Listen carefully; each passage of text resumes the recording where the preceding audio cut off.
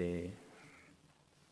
원래는 그 앞에 많은 분들이 계시고 또 함께 인사를 드려야만 하는데 각자 계신 곳에서 또 가족들과 친척들과 지인들과 함께 계신 분이 있더라면 같이 인사해 보셨으면 좋겠습니다. 조금 부끄러울 수도 있는데요. 사랑합니다. 사랑합니다. 네, 사랑합니다. 네. 예, 아무도 없이 혼자 사니까 더 민망하네요. 여튼 그렇습니다. 네. 설 명절들 잘 보내셨나요? 아니, 지금도 잘 보내고 계시죠? 저는 명절을 맞이해서 고향에 들려서 지금은 광양으로 다시 돌아왔는데, 바이러스로 인해서 고향에 갔지만 출타는 하지 않고 집에만 있다가 왔습니다. 가족들과 이런저런 이야기들도 많이 하고 또 음식도 함께 만들어 먹고 또 조카들과 놀아주기도 하고 그렇게 즐겁고 또 행복한 시간을 보내고 돌아왔는데요. 처형네 첫째 조카가 이제 초등학교 2학년이 됩니다. 9살인데 요즘 들어서 보드게임에 관심을 가지고 보드게임을 굉장히 좋아하더라고요. 그런데 최근에 부루마블이라는 보드게임을 구입을 했는데, 이게 이제 부루마블이 4명이 모여야 재미있는 게임이거든요. 그래서 제가 저희 집에 갔다가 처가로 올 때까지 기다리면서 이모랑 이모부가 오면 같이 해야 되겠다라는 마음으로 오매불망 기다렸다고 하더라고요. 그래서 부루마블을 꺼내 들었고 9살 된 조카와 6살 된 제 첫째 딸과 5살 된 둘째 조카와 그리고 39살 된 제가 4명이서 부루마블이라는 게임을 하게 되었습니다. 이 부루마블이라는 게임을 아실지 모르겠지만 이 게임을 간단히 설명을 하자면, 네모난 게임판을 놓고 주사위를 굴려서 주사위대로 이렇게 말을 움직이면서 진행하는 게임이거든요. 그래서 자신의 말을 이렇게 움직이면서 각 세계에 있는 땅을 구입하고 거기에 건물을 세우고 또 다른 사람이 내가 산 땅에 오면 통행료를 받는 그런 보드 게임입니다. 그리고 승리하는 조건은 파산하지 않는 것. 그러니까 4명이서 같이 하면 마지막까지 버티고 견디는 사람이 승리하는 게임이 이 부루마블이라는 게임인데요. 이 부루마블이라는 게임에 저는 승리하는 방법을 잘 알고 있습니다. 그 방법이 뭐냐면 무조건 서울을 사는 겁니다. 이 부루마블을 모르시는 분은 이해하기가 힘드시겠지만 세계 한 20몇 개가 넘는 나라들이 있고요. 운송 수단 이렇게 저렇게 다 해서 29가지가 있는데 그 중에서 가장 비싼 곳이 서울이거든요. 서울은 100만 원을 주고 살 수 있고, 그 다음에 서울에 걸렸을 때 통행료는 그 배에 넘는 200만 원을 통행료로 줘야 되기 때문에 한번 걸리게 되면 파산을 면할 수가 없습니다. 그래서 반드시 이 부루마블을 하게 되면 서울을 구매를 하면 반액 대매출이라는 카드를 받지 않는 한 무조건적으로 거의 승률 90% 이상 이기게 되어 있거든요. 그렇게 39세 된 저와 9살 된 조카, 그리고 6살 된 제 첫째 딸과 5살 된 둘째 조카와 이렇게 부루마블 게임을 시작하게 되었습니다. 제가 가장 늦게 시작했음에도 불구하고 이 2개의 주사위가 같은 숫자를 가리키는 더블이라는 게 많이 나와서 가장 빠른 바퀴를 첫 바퀴를 돌았거든요. 이 부루마블 게임이 가장 중요한 것이 그겁니다. 첫 번째 바퀴를 빨리 도는 자가 거의 승리를 가지고 가는데, 첫 번째 바퀴는 땅을 살 수가 없고 건물도 올릴 수가 없습니다. 이 한 바퀴를 다 돌고 나서 월급을 받은 이후 두 번째 바퀴부터 그 땅을 살 수 있고 또 건물을 올릴 수가 있거든요. 제가 가장 먼저 첫 번째 바퀴를 돌고 이윽고 재빨리 가서 땅을 사고 건물을 올리고 그렇게 제가 앞서 나아가게 됐습니다. 그러다가 우주 왕복선이라는 게 있거든요. 우주 왕복선에 걸리게 되면 이 우주 왕복선을 타는 그 비용을 지불을 하고 그 다음 턴에 어디든지 갈 수 있는 겁니다. 그래서 제가 그 우주 왕복선을 가장 먼저 타게 됐고 그 다음 턴에 서울을 가게 되었습니다. 서울을 가서 서울을 사고 게임을 진행하게 되었는데, 제가 구입한 땅에 제 조카들과 제 딸이 자꾸만 들러서 통행료를 계속 내게 되고 그들의 자본은 메말라져만 갔습니다. 그리고 통행료가 부족한 이들은 이웃고 본인들이 샀던 땅과 또 지었던 건물을 제게 넘기게 되었고, 안타깝게도 파산의 국면을 맞이하게 됐습니다. 그리고 은행에서 대출도 받았거든요. 그 설명서에 보면 대출은 단 한 번 100만 원 가능하다라고 나와 있는데, 아이들이잖아요. 5살, 6살, 9살. 그래서 대출 2번, 3번 해주면서 그냥 주사위 굴리게끔 하면서 같이 놀았는데, 대출도 받았지만 회생 불가 상태가 되었습니다. 제가 이런 이야기 하는데 아마 들으시면서 와, 다 큰 어른이 그런 아이들 이겨먹어서 뭐 할 거야 라는 생각을 하실 수도 있을 겁니다. 근데 제 딴에는 굉장히 아이들을 많이 봐줬거든요. 중간중간에 제가 이제 가장 돈이 많으니까 용돈이야 라고 생색을 내면서 용돈을 주기도 하고, 또 제 땅에 걸려서 통행료를 지불하게 될 때 그냥 한 번 안 받을게 라고 넘어간 적도 있습니다. 그리고 가장 큰 통행료를 지불한 서울에 걸렸을 때는 뽀뽀 한 번에 통행료를 면제해 주겠다 뭐 이러면서 넘어가기도 했고요. 그런데 시간이 가면 갈수록 아이들의 자산은 메말라져만 갔고, 첫 번째로 둘째 조카가 파산하게 되었고, 뒤이어서 제 딸도 파산하게 되었습니다. 그래서 9살 된 조카와 끝까지 게임을 하고 계속 하게 되었는데, 2명이 파산을 하게 되니까 이제 그 파산하기 직전에 자기가 가진 땅과 건물을 다 제가 갖게 되었거든요. 총 구입할 수 있는 게 29가지인데 제가 구입한 개수가 20개가 넘어가면서 사실 거의 이긴 게임이었습니다. 그러던 중 그 조카가 마지막 주사위를 굴렸는데 서울에 걸렸습니다. 그리고 게임이 마무리가 되었고 제 승리로 끝나게 되었습니다. 여튼 게임 도중에 제가 중간중간 통행료를 받지 않았다고 했잖아요. 또 형편이 어려운 딸에게는 안 줘도 돼, 넘어가자. 그리고 통행료 대신 뽀뽀를 받고 넘어가기도 했습니다. 그리고 용돈을 주기도 했고요. 제가 게임을 하면서 착한 일을 중간중간 했거든요. 선한 일을 중간중간 했다는 거죠.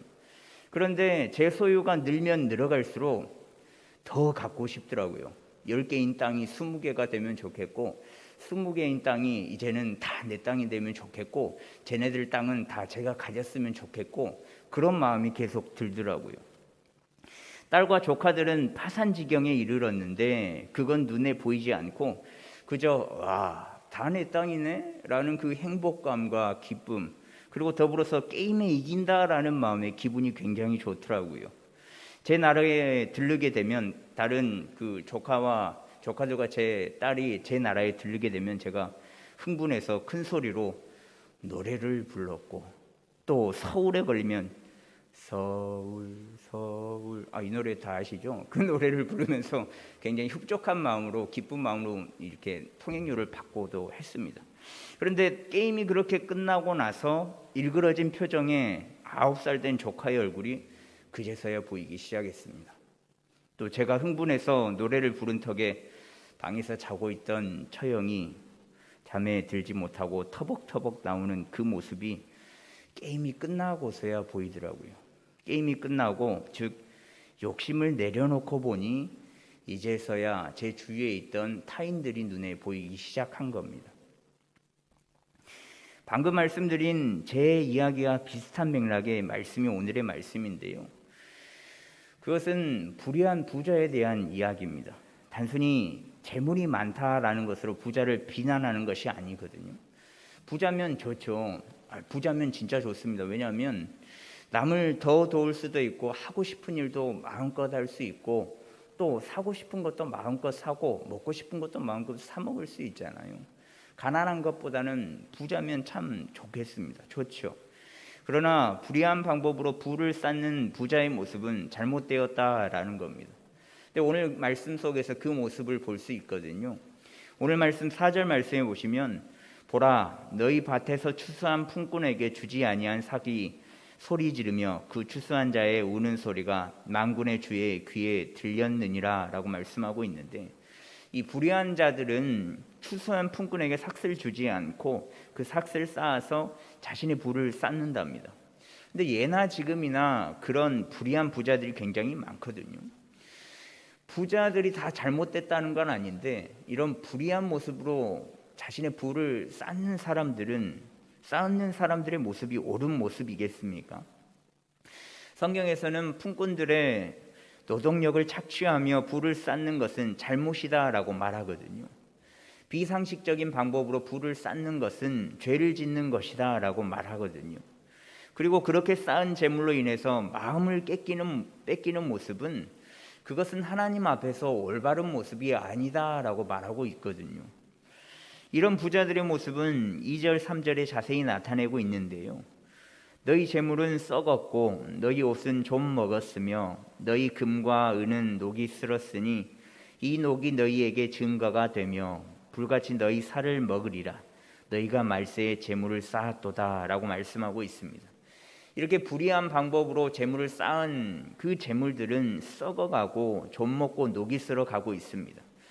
그런데 분명한 것은 우리 주님께서는 가난하고 소외된 자들과 함께 나누고 또 함께 해야 함에도 불구하고 쓰지 않아 이렇게 변질되고 있는 모습을 말씀을 통해서 나타내고 있거든요. 분명 도움이 필요한 이들에게 쓰인다면 유용하게 쓰일 재물이고 은과 금이 될 건데 자신들은 필요하지도 않는 재물을 계속해서 쌓아두고 부를 축적하고 있는 모습을 나타내고 있습니다. 그리고 이들의 행위는 5절에 보시면 너희가 땅에서 사치하고 방종하여 살육의 날에 너희 마음을 살찌게 하였도다 라고 말하면서 이들은 품꾼들에게 노동력을 착취하고 모은 재물을 사치하며 사용합니다.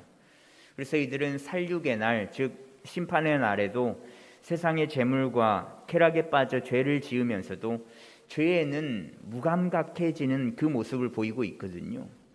또 이 불의한 부자들의 악행이 이어지는데 6절에 보시면 너희는 의인을 정죄하고 죽였으나 그는 너희에게 대항하지 아니하였느니라 라고 말씀합니다.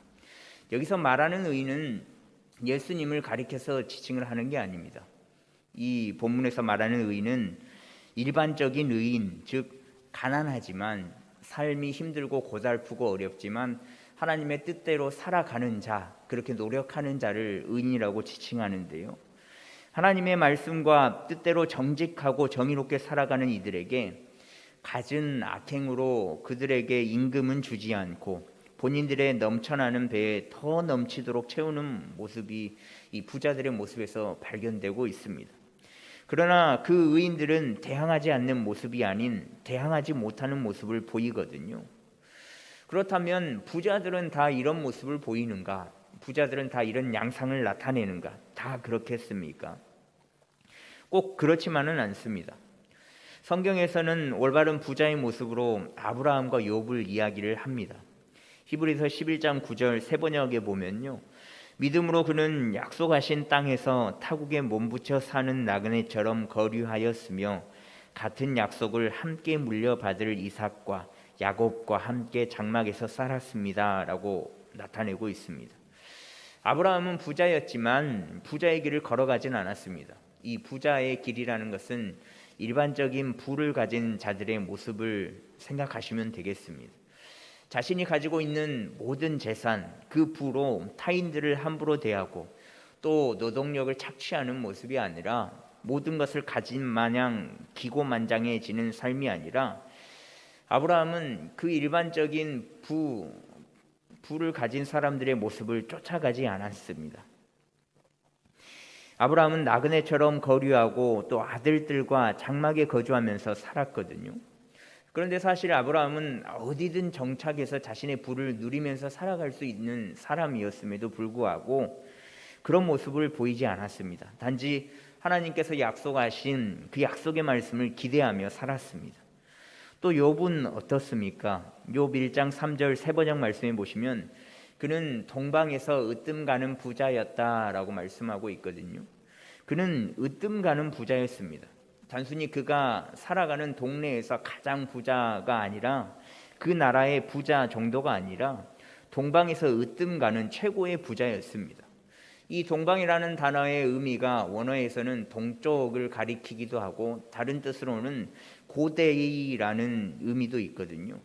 그러니까 동쪽 모든 나라 혹은 고대의 모든 사람들 중에 가장 최고의 부자였다라고 생각할 수 있는데, 욥은 단순히 동네 부자, 그 나라에서 알아주는 부자를 넘는, 훨씬 뛰어넘는 가장 최고의 부자임을 알 수 있습니다.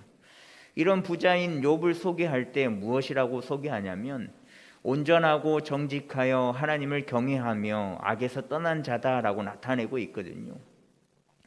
그러니까 같은 부자일지라도 아브라함과 욥, 이들은 부자였지만 하나님의 벗이라라고 칭찬을 받았고 의로운 자라고 불린 자들입니다. 그런데 현 시대에서 이렇게 부자이지만 하나님의 벗 혹은 의로운 사람이다라고 칭찬받는 사람이 얼마나 있을까요? 전에 인터넷 신문에 실린 기사가 있는데 제목이 참 가관입니다. 제목이 이렇습니다. 시급 다 못 주는 거 알지? 당당한 사장님들이라는 기사의 제목이었는데, 최저시급이 올랐는데 최저시급보다 훨씬 낮은 시급을 준다라는 내용이었습니다. 전국에 222만 명이 당연한 대우를 받고 있지 못한다라는 내용이었는데요. 가진 이들의 횡포는 날이 가면 갈수록 심해져만 가고 있습니다. 그러면 이 기사를 보는 사람들이 이렇게도 생각을 하겠지요. 많은 사람들이 아마 이렇게 생각할 겁니다. 그만두면 되지 않는가? 왜 그렇게 일을 하면서 살아가는가? 답답해하면서 말하지만 사실 정작 일을 그만둘 수는 없습니다. 정규직 채용과 더불어서 아르바이트직 구하는 것도 만만찮기 때문에 그렇습니다. 그런데요, 가진 이들의 횡포는 이뿐만이 아니거든요. 특히 큰 기업들에서는 더 이런 모습들이 많이 나타나는데, 평생 충성을 요구하는 수많은 기업들이지만 정년은 점점 짧아지고 또 신입사원이 들어올 때마다 가슴을 졸이는 우리의 아버지들이 굉장히 많습니다. 서로가 윈윈하기 위해서는 일한 대가를 충분히 지불하고 그만큼의 일을 하는 것임에도 불구하고 기업에서는 그 일들을 지켜주지 않은 일들이 많다는 거죠. 근데 왜 이런 현상이 지속되는 것인가? 그것은 오늘 말씀처럼 불의한 부자들이 많기 때문에 그렇습니다. 오늘 말씀에서 보았듯 자신의 부의 축적을 위해서라면 무슨 수를 쓰더라도 가능케 하는 사람들이 있기 때문에 그렇습니다. 그러나 이렇게 모은 부가 무슨 소용이 있겠습니까? 우리의 생명이 다하는 그 즉시 이 축적해놓은 또 쌓아온 모든 부와 명예 또 모든 재산들은 한낱 부질없는 것인데 말입니다. 오늘 말씀을 들으시면서 아마 거지 나사로와 부자의 모습을 많이 떠올리실 겁니다. 재물이 많아서 날마다 호화로운 생활을 하는 그 부자는 거지 나사로가 그 집 대문 앞에 있어도 그대로 방치하죠. 나사로는 그 부자의 상에서 떨어지는 부스러기라도 주워 먹고자 했지만 부자의 개가 낚아채 버렸습니다. 그러다 나사로는 굶어 죽어 아브라함의 품에 들어가게 되었고 부자도 죽어서 음부의 고통에 빠지게 되는데, 이 세상에서는 수많은 재물을 가졌던 부자이지만 죽어서는 단 하나의 재물도 챙겨가지 못하는 부자의 모습을 아마 다들 알고 계실 겁니다. 그런데 그 속에서 나사로에게 물 한 방울만이라도 달라라고 구걸하는 모습을 여러분들은 잘 알고 계실 겁니다. 부자들을 바라보며 자신의 재물로 떵떵거리며 살아가는 것, 또 자신의 것으로 사용하니까 사실 저나 여러분들이나 이래라 저래라 좋게 사용해라, 불의한 부자가 되어서는 안 된다라고 말할 수는 없죠. 저희가 왈가왈부할 수는 없습니다. 그러나 떵떵거리며 살아가는 모습에 자신의 주위를 살펴보지 않는 것은 하나님께서 바라시는 모습은 아니거든요. 하나님께서 바라시는 모습은 재물과 부를 넘어서서 모든 이들이 하나님 안에서 참된 평화와 평강을 누리면서 살아가는 겁니다. 그러한 모습을 하나님께서는 가장 원하고 바라고 계시는 거거든요. 우리가 따뜻한 히터가 나오는 예배당에서 예배할 때에 누군가는 추운 곳에서 굶어 죽어가고 있습니다. 그러니 예배하는 것만으로 그치지 않고 그 예배한 모습을 우리는 반드시 삶에서 나타내고 살아내야 한다라는 거죠. 우리는 지금 무엇으로 우리를 살찌우고 있습니까? 누군가를 굶어 죽이면서까지는 자신의 줄임배를 채우고 있지는 않은지 돌아보면 좋겠습니다. 누군가는 쓰러져 가고 있음에도 자신의 부를 축적하고 있지는 않은지 자신을 다시 한번 돌아보면 좋겠습니다. 우리가 예배하는 이 시간에도 누군가는 생명의 연장을 위하여서 아등바등 살아가고 있다라는 것을 기억하면 좋겠습니다.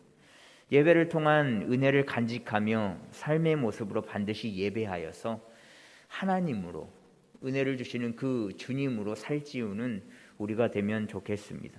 더불어서 그런 모습의 금호교회가 되면 좋겠습니다. 하나님을 예배하고 또 그 예배하는 그 모습이 동일하게 삶에 적용되어서 그런 삶을 살아내는 또 사람을 살리는 교회가 되면 좋겠습니다.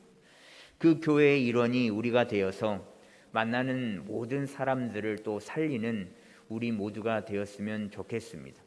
잊지 마십시오. 하나님께서는 생명을 허락하신 모든 이들에게 동일하게 하나님 안에서 은혜와 평강을 누리면서 살아가기를 원하고 계시니 이 말씀을 통해 다시 한번 나의 모습을 돌아보고 내가 불의한 부자의 모습을 갖고 있지는 않은지 깨닫고 오직 사람을 살리는 저와 여러분들이 되었으면 좋겠습니다. 명절의 끝물이죠. 끝 시간을 또 지금 친인척분들과 같이 계시는 분들도 있겠습니다. 그러한 분들을 대면하면서 다시금 자신의 모습을 돌아보며 또 선한 영향력을 끼치고 그들의 영혼을 살리는 모든 성도분들이 되기를 간절히 소망합니다.